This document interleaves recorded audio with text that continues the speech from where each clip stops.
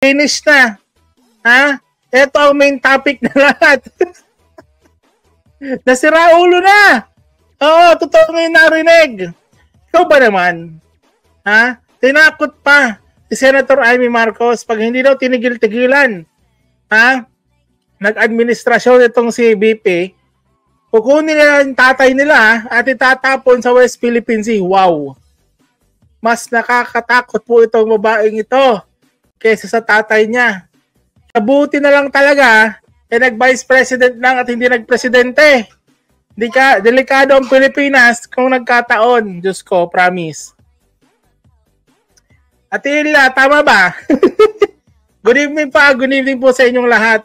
Saturday po ngayon, weekend, yung mga walang trabaho dyan, nice. Tayo, reaction na natin to. Actually, meron tayong mga iba-ibang topic. Patungkol na dun sa kila Trillanes at kila Bato. Meron pa tayong mga topic dyan. Hindi lang itong topic natin si Vice President. So ito, pakinggan natin to. So, tambayan.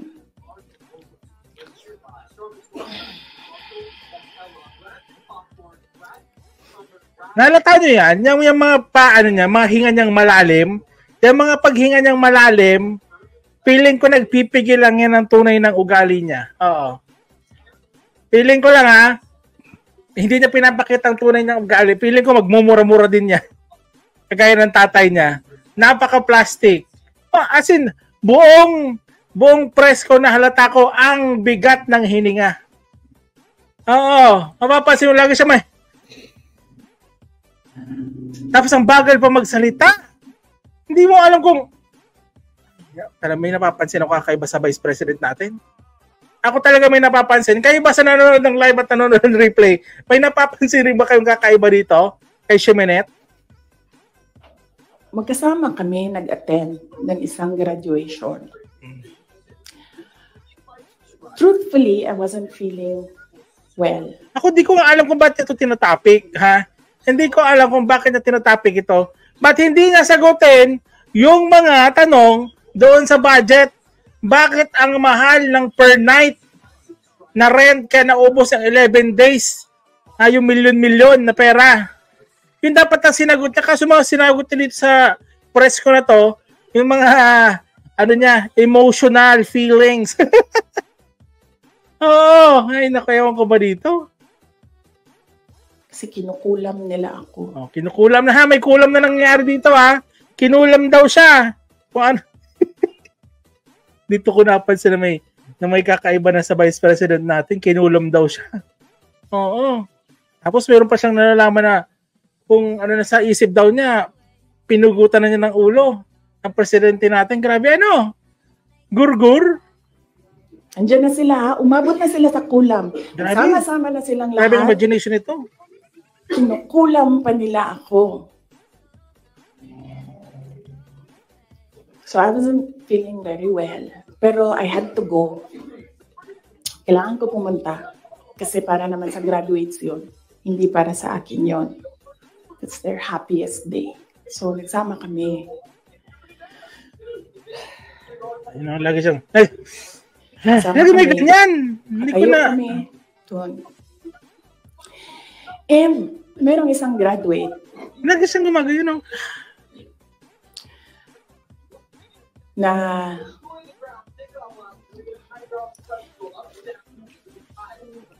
alam nyo, para sa akin, there was some sort of inappropriateness. Ang pagsalita ni VP Sara, di mo alam kung nagpapakit, talagang ganyan lang ang accent niya. Para sa akin, dito sa akin akin. Sa ginawa ng bata. Pero bata ito So ikaw din, meron ka din dapat sana sigurong pag-intindi kung saan nanggagaling yung bata. And ang reaction mo, ang response mo, should be so that the child will learn a lesson. So meron isang graduate. Sabi nung graduate, Mr. President, can I have your watch as a graduation gift? Napansin niyo yung pagsasalita ni VP Sara? Ganyan ba talaga yan? Yung medyo pa-cute na mabagal ang pananalita. Ang nakakainis pakinggan. Parang hindi talaga bagay maging leader.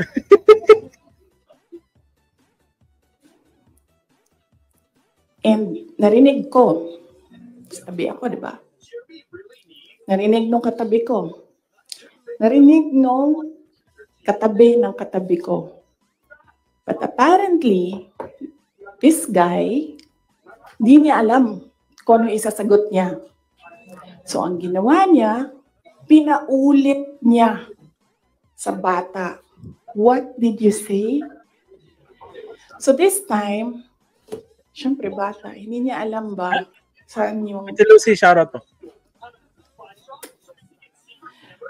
Inulit ng bata, louder this time. Mr. President, Ako feeling ko, to si Inday Sara, nag-ano na lang siya sa mga issues na, umiiwas na lang Hoy, Jen, gumawa ka sarili mong channel kung ayaw mo dito. Umalis ka dito. Ate Amira, shoutout po. Ate Lucy, hello PJ, shoutout po from Bahrain. Ay ate, nakatakot po si Sara, no respect. Hindi, yung dun sa yung sinabi niya kay Fem sa dating Pangulo, sa tatay ni PBBM, grabe naman yun. Malala yun Wala na yung tao, tapos gagamitin mo pang blackmail na pag hindi kayo tumigil, itatapon kung tatay nyo sa West Philippine Sea. Wow. Apaka-wow. Nakakatakot ang ganitong tao Vice President pa lang yan. Pero ang utak, iba na, Nakawa ka na. Kabaliw. Buta kriminal, dapat mag-resign na siya, malala paggamot. Hindi talaga. Ako may nahalata ako bigla kay BP Sara dito. Medyo kakaiba talaga. Oo. Hindi normal yung pag-iisip niya sa mga reasons na binibigay niya patungkol kay Pangulong Bongbong Marcos. Sa totoo lang. Okay, binitin pa niya yung press con. Meron pa daw part 2. Patungkol naman daw kay House Speaker Martin Romualdez at tapos sa Congress. Diyos ko. Sabi naman, Jen Rose, di ka na nahiya. Wala ka viewers. Tuloy pa rin ang pagsinungalingan. Hoy! Hindi porke wala ako viewers, nagsisinungaling ako. Ba't ka ba nandito? Kung naiinis ka sa katotohanan, pumunta ka dun sa mga sinungaling yung vlogger. Sira ulo ka, Jen Rosales. Porque kontra na dito, wala kang pakialam. Konti kami dito, pero totoo kami. Chupe. Diyan ka sa baliw mong Vice President. President, can I have your watch as a graduation gift? Nasagot niya. Why? Why will I give you my watch? At that point, sakit na ako. Wasn't feeling very well. Kung tinatanong laman nga ni PBBM kung bakit niya kailangan ibigay. Kung maganda yung sagot ng estudyante, di ba? Ano naman problema? Diyos ko, itong Vice President mo, Jen Rosales, si Raulo. Jen Rosales, bayaran si PJ Barayan ni YouTube. Correct ka din, Ate Yamil, bayad tayo ni YouTube. Ano naman si Jen Rosales? Magsama kayo ng mga bangag. Ay, nako, hanggang dyan lang kayo. Sa puro mga bangag-bangag lang, kasinungalingan. Kayo ang mga siraulo. Magsama-sama kayo. Sabihin nyo kayo, bangag, bayaran kayo, mga siraulo kayo. Yan kayo. Kayo ang siraulo. Well, tinan mo itong Vice President mo, Jen Rosales, siraulo, dilulo. Kasi may gamot ako. Nagagamot na sa sakit niya. You know. Yung ulo niya ba? Tinan mo, Yan ang Vice President mo? Ay, nako. Ingat-ingat ka, Jen Rosales, Baka mahawakan ka nito. I realized, toxic na yung toxic relationship. Toxic daw, toxic ba? Toxic.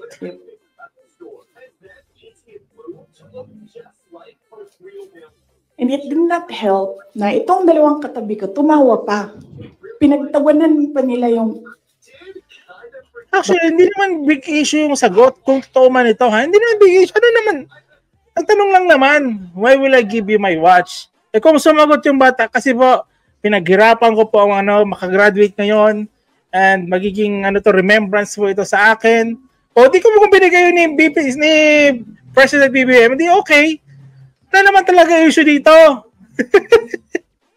Talaga, Jen Rosales, lagi ako nag-iingat. Ikaw mag-ingat ka rin sa daan, ha? Bata. And I saw the humiliation sa face ng bata.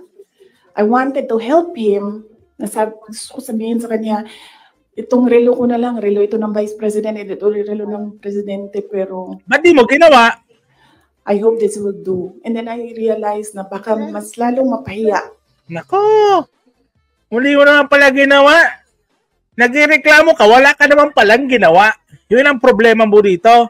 Puro ka nga, wala ka naman ginawa pala.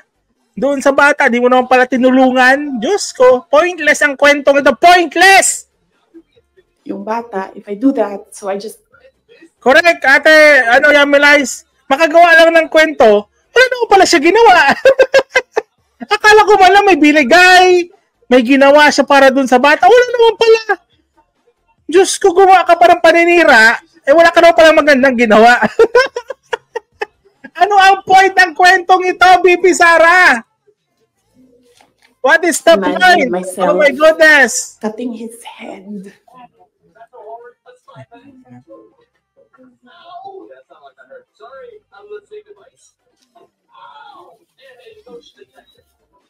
Gusto ko, ganun din ang gusto ko gawin doon sa mga katabi ko.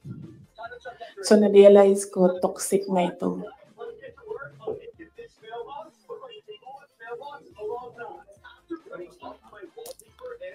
One of the graduation, hanapin niyo yung footage, makikita niyo. Kino-content ko Jen Rosales kasi nga, pinapakita kong walang kwenta ang Vice President mo.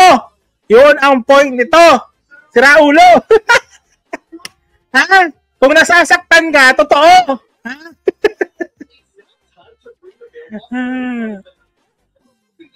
Sabi natin, Lucy, alam mo, dinamay pa ni Sarah yung humingi ng watch. Baka mayroon work na yan, tapos dinamay. Baka insultuhin pa humingi ng watch sa president. Naka-TikTok daw. Kumalat, baliw ito si Sarah, 18 million yung watch. Wala, sa akin yung relo kasi mahal yun. Ha? Hindi naman yung basta-basta ibibigay ni BBBM. At saka, kung hiningi man, at nagtanong lang naman si BBBM, wala naman problema doon. Hindi naman yung pinahiya. Nagtanong lang naman. At kayo ibibigay. Kung may paliwanag naman, di ba? At least, sige, baka bigyan na lang kita kung ano. Kasi si Jen Rosales, umiiyak na eh. Galit na galit na. Ikaw nang walang kwenta, sabi. Ate Yamilis, galit na si Jen Rosales. Bahala ka na dyan, Ate Yamilis, ha? Baka kung ano pa mangyari dyan. Ako na naman sisihin yan. Ay, naku. Tuloy natin. Ano yun doon yung mukha ko? Tsaka mukha niya. I-lip read niyo. Yung sinasabi niya. Why?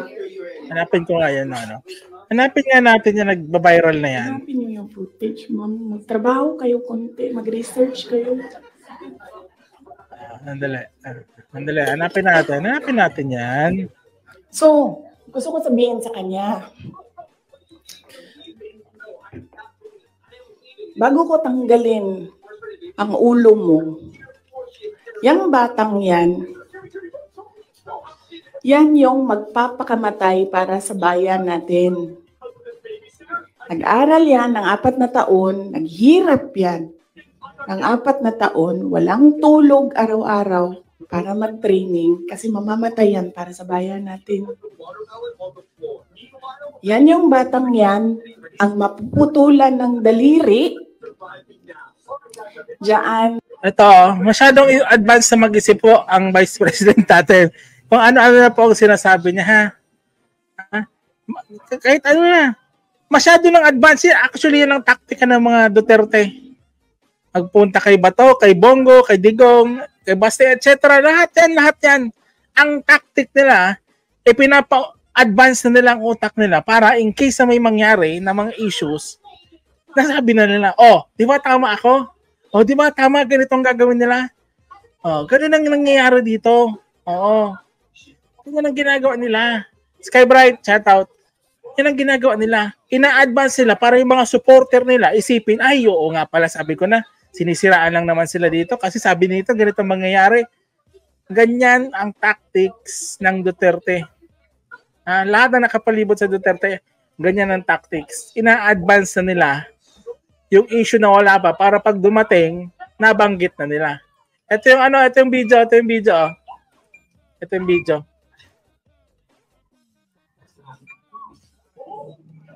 No, katabi. Forward natin. Ay, may sound. Hindi ko pwede i-sounds. May ano, music. Ito yun. Ito daw yun. Tingnan ko nga. Paano ba ito maano? Mapapalaki. Ay, hindi mapapalaki. Wasn't feeling very well. Nandun lang ako. Nakakatayo ako doon kasi may gamot. Wala naman Wala namang kakaiba. At that point. So this time. Ano namang kakaiba nangyayari dito? Saan yung inulit ng bata. Louder this time. Mr. President, can I have your watch as a graduation gift? Nasagot niya. Why? Why will I give you my watch? Pero nauuwi lamang ng lahat sa alitan. Alam mo naman na love kita. Cute mo pag nagagalit ka. Di ka naiyahag kita. Huwag ka nang magtatumpo. At that point, all the humiliation him West ko toxic na, 'di ba? Ganyan na yun. Wala naman, hindi naman pala wala naman something nakakaiba dito. At ate, in-upload nung isang araw. Ito daw yung ito ata yung tinutukoy ni BP Sara na video. May story pala talaga itong in-edit kong video dati. Ayan Ay. Magkasama kami nag-attend. Hindi ko lang sure kung ito talaga yun Hanap pa tayo ng iba. Dito sa fiasco ninyo sa West Philippine Sea. And then, I'll cut his hand. So, noon, na-realize ko, toxic na, di ba? Ganyan na yung imagination mo. Ang imagination mo, sinasakal mo na yung tao. And then I said, this is over. Tapos na.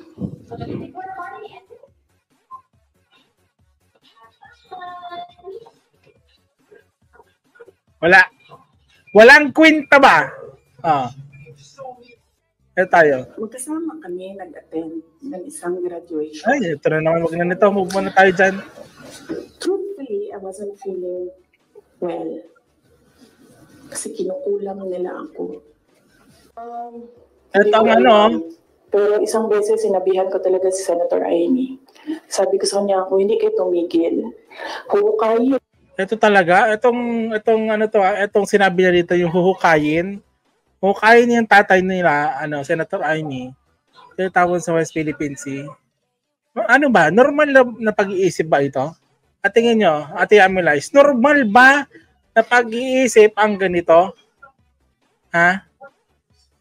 Conrado, normal ba ang pag-iisip ng ganitong tao? Nahuhukayin mo yung patay na, tapos tapon mo sa West Philippine Sea. Kaibigan mo yung sinasabihan mo, Kaibigan mo. Yung galit mo dun sa kapatid, hindi naman sa kaibigan mo. Ba't mo dadama yung tatay? Ko yung tatay ninyo, itatapon ko siya sa West Philippine Sea. Sinabihan ko sa Senator Amy.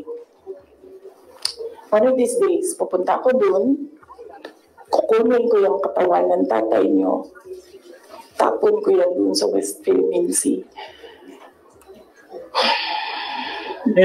Pag humihinga siyang malalim, feeling ko pinipigilan lang niya magmura.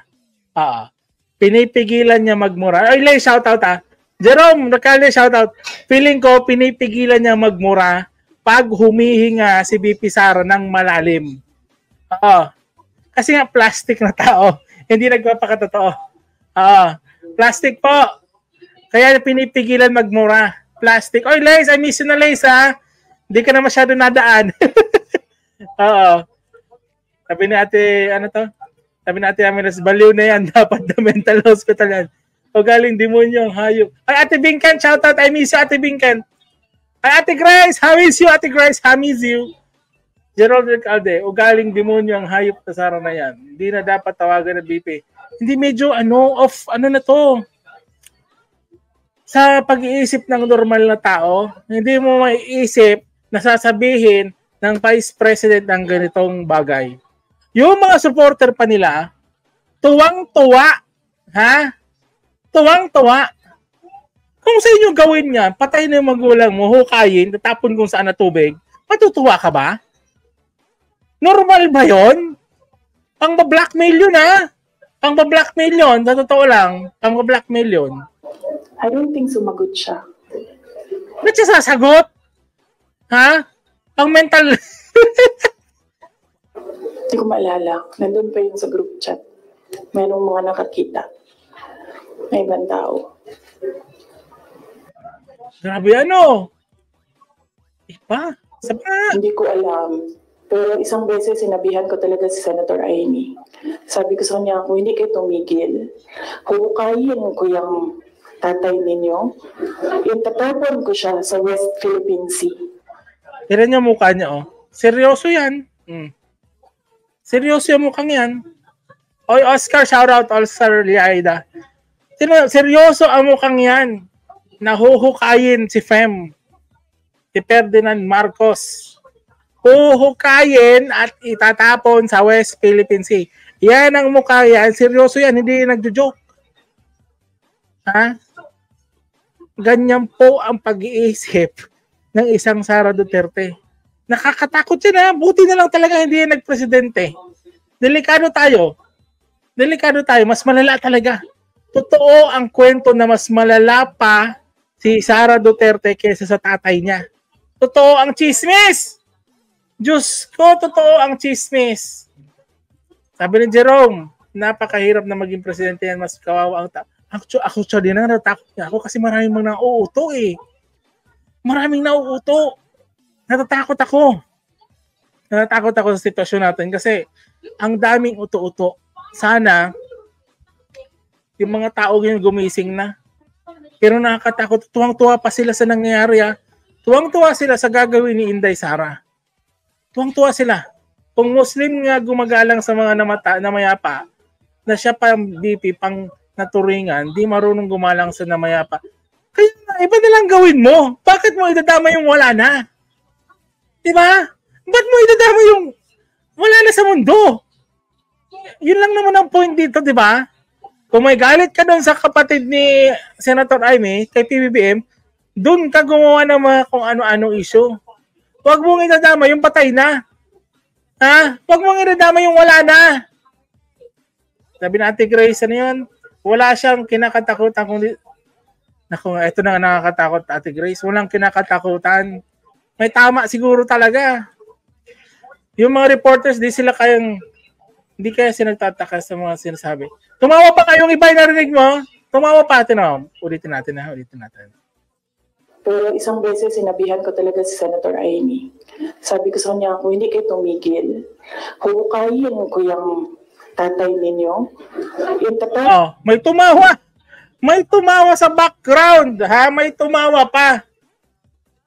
Thank you po sa mga nag-likes. God bless po sa lahat ng mga thank you, Ate Liza. Thank you sa laging pagganyan.